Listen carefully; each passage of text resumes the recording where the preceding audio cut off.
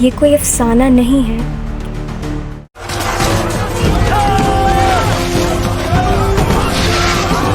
یہ قرآن میں درج ایک ایسی حقیقت ہے جس نے تاریخ کا رخ موڑ دیا۔ ابراہا کی فوج اپنے دیو ہیکل ہاتھیوں کے ساتھ خانہ کعبہ کو ریزہ ریزہ کرنے پہنچی تو اللہ نے اسے اور پوری دنیا کو یہ سبق دیا کہ حفاظت کا اصل نظام کس کے ہاتھ میں ہے۔ أَلَمْ تَرَ كَيْفَ فَعَلَ رَبُّكَ بِأَصْحَابِ الْفِيلِ؟ کیا تم نے نہیں دیکھا کہ تمہارے پروردگار نے ہاتھی والوں کے ساتھ کیا کیا؟ یمن کا علاقہ اور وہاں کا حاکم ابراہا، وہ ایک حبشی سردار تھا اور اپنے عیسائی ہونے پر بہت ناز کرتا تھا۔ ابراہا کے دل میں ایک ایسی آگ بھڑک اٹھی جب اس نے دیکھا کہ عربوں کی محبت کا مرکز خانہ کعبہ ہے۔ لوگ دور دور سے اس کی زیارت کو آتے ہیں، اس کی عزت کرتے ہیں۔ اس نے سوچا کیوں نہ میں بھی کوئی باری عبادت گاہ بناؤں تاکہ لوگ کعبہ کو چھوڑ کر وہاں آئے۔ اس نے یمن کے دارالحکومت صنعاء میں ایک بہت بڑا کلیسا بنوایا اور حکم دیا کہ اب عرب لوگ حج کے لیے کعبہ نہ جائیں بلکہ یہاں آئیں۔ عربوں نے اس کی بات کو بالکل سنجیدہ نہ لیا۔ حضور، عربوں نے آپ کی بات کو سنجیدہ نہیں لیا، انہوں نے گرجا کو ناپک کر دیا ہے۔ ان کی یہ گستاخی، میں کعبہ کو گرا دوں گا تاکہ لوگ ہمیشہ کے لیے اسے بھول جائے۔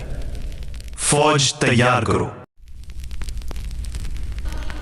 ابراہا نے ایک بہت بڑی فوج تیار کی۔ اس فوج میں وہ جانور بھی تھے جنہیں دیکھ کر عرب حیران رہ گئے۔ وہ جانور تھے ہاتھی۔ ہاں، ہاتھی۔ عربوں نے اسے پہلے ہاتھی کبھی نہیں دیکھے تھے، اس لیے اس سال کا نام بھی عام الفیل یعنی ہاتھی والا سال پڑ گیا۔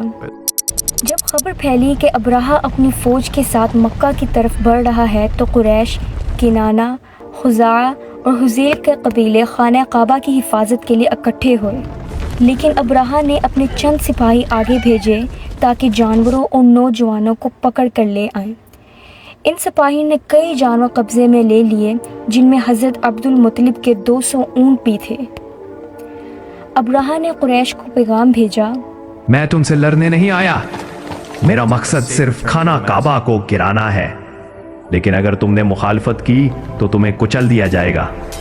حضرت عبد المطلب نے اس کے جواب میں نہایت ایمان سے کہا، اللہ کی قسم، ہم اسے لڑنا نہیں چاہتے۔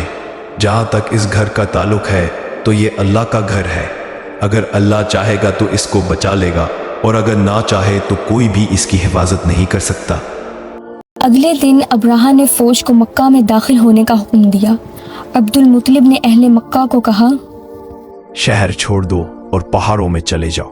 لیکن خود چند قریشی سرداروں کے ساتھ کعبے کے پاس رکے اور اللہ کے حضور دعا کی، اے اللہ، یقیناً ایک آدمی اپنے گھر کی حفاظت کرتا ہے، تو پھر تو اپنے گھر کی حفاظت فرما۔ ان کا صلیب اور ان کا غصہ کبھی تیرے غصے پر غالب نہیں آ سکتے۔ اے اللہ، اپنے لوگوں کی مدد فرما، ان کے خلاف جو صلیب کے ساتھی اور اس کے عبادت گزار ہیں۔ اس کے بعد وہ بھی پہاڑ پر چڑھ گئے۔ جیسے ہی ابراہا کی فوج کعبے کے قریب پہنچی، اللہ کا عذاب نازل ہوا۔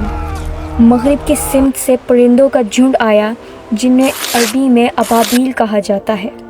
ان پرندوں کے پاس 3 چھوٹے مگر مہلک پتھر تھے، ایک چونچ میں اور 2 پنجوں میں۔ یہ پتھر عام کنکریاں نہ تھیں، بلکہ ہر ایک پتھر گولی سے بھی زیادہ کاری ضرب رکھتا تھا۔ جیسے وہ کسی سپاہی پر گرتا، اس کے جسم کو چیرتا ہوا اندر تک گھس جاتا اور زمین میں دھس جاتا۔ کچھ ہی لمحوں میں ابراہا کی فوج چیخو پکار میں بدل گئی۔ ہاتھی بتک کر بھاگنے لگے، لوگ زخمی ہو کر ادھر ادھر بھاگ نکلے۔ وہ مکہ سے نکلے مگر راستے میں ہی اذیت ناک موت نے ان کا پیچھا کیا۔ ان کے جسم سڑنے لگے، گوشت گلنے لگا۔ اس واقعے کے بارے میں اللہ تعالیٰ نے سورہ الفیل میں فرمایا، کیا تم نے نہیں دیکھا کہ تمہارے پروردگار نے ہاتھی والوں کے ساتھ کیا کیا؟ کیا اس نے ان کا داؤں غلط نہیں کیا؟ اور اس نے ان پر جھنڈ کے جھنڈ پرندے چھوڑ دیے۔ जो उन पर खंगर की पथरियां फेंकते थे, तो उसने उनको ऐसा कर दिया जैसे खाया हुआ भुस।